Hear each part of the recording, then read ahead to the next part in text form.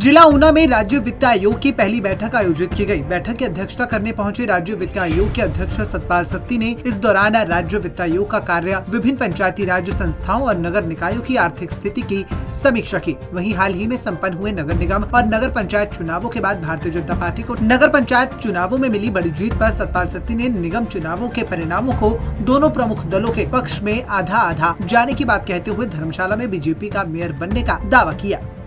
निगमों का चुनाव हुआ है, भारतीय जनता पार्टी ने, उसमें हम लोग ऐसा कह सकते हैं कि 50-50 दोनों सरकारों के बीच में हुआ है। मंडी में हम पूरी तरह से आए हैं। सोलन और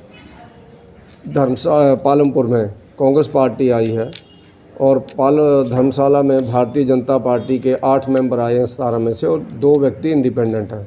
तो मान के चलो कि धर्मशाला में भारतीय जनता पार्टी का मेयर, डिप्टी मेयर बनेगा, मंडी में भारतीय जनता पार्टी का। तो नगर पालिकाओं में 50-50 हुआ है, ऐसा हम लोग बोल सकते हैं।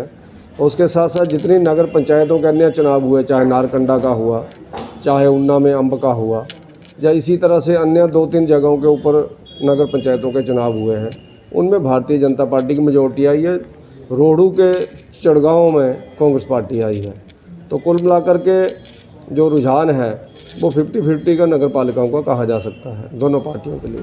वहीं सतपाल सत्ती ने फतेहपुर विधानसभा और मंडी लोकसभा उपचुनाव में मेहनत के दम पर भारतीय जनता पार्टी की जीत का दावा भी किया।